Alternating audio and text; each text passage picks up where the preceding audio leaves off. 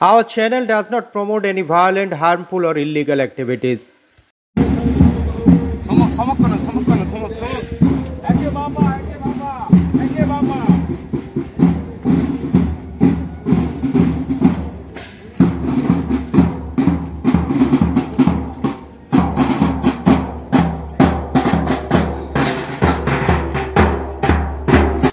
ব্যারাকপুর নগরের উদ্যোগে রাষ্ট্রীয় স্বয়ংসেবক সংঘ তাদের 100 বছর উদযাপন করল। ব্যারাকপুর 15 নম্বর রেলগেটের সামনে থেকে কল্যাণী এক্সপ্রেসওয়ে পর্যন্ত এক বর্ণাঢ্য মিছিলে অংশ নিলেন স্বয়ংসেবক সংঘের সদস্যরা। প্রায় 100-রও বেশি সেবক এই পদযাত্রায় পা মেলান।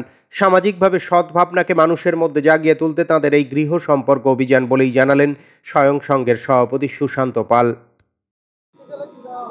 সংঘের শতবর্ষে আমাদের ব্যারাকপুর নগরের পথ সঞ্চালন কর্মসূচি রয়েছে। সারা পশ্চিমবঙ্গ জুড়ে মহালয়ার এই পুণ্য দিনে আমাদের এই কর্মসূচি রয়েছে। কোথাও একত্রীকরণ এবং কোথাও এই পথ সঞ্চালন কর্মসূচি রয়েছে। এই বছর কি প্রথম হলো নাকি এখানে? না, আমাদের ব্যারাকপুর নগরে প্রত্যেক মহালয়াতেই পথ সঞ্চালন হয়। গত বছর আপনারা হয়তো দেখেছেন, আপনাদের মধ্যে কেউ যে জেলা থেকে আয়োজন করা হয়েছিল ব্যারাকপুর নগরে পথ সঞ্চালন, সেটা আমাদের রয়্যাল পার্ক গেট থেকে এই 15 নম্বর রেল ব্রিজের তলায় সেটা শেষ হয়েছিল। এই বছর আমাদের সম্পূর্ণ নগরের পথ সঞ্চালন আছে, ব্যারাকপুর নগর। একবার এই ভারত সেবাশ্রম সংঘ আমাদের এই প্রণবানন্দ শাখার মাঠ থেকে শেষ হবে লালবাবা আশ্রমে গিয়ে। 100-র বেশি স্বয়ংসেবক গণবেশে আছেন এবং এছাড়া বিনা গণবেশে আরও কিছু আছে। সংঘের শতবর্ষে পঞ্চ পরিবর্তনের ডাক দেওয়া হয়েছে। আর আমাদের আগামী সংঘ কোনো বড় কার্যক্রমের আয়োজন করেনি। সংঘ পাঁচটি কার্যক্রম আয়োজন করেছেন।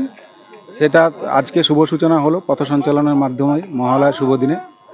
আর দ্বিতীয় হচ্ছে আমাদের বিশিষ্ট নাগরিক সম্মেলন আছে। তৃতীয় হচ্ছে সামাজিক সদ্ভাবনা বৈঠক।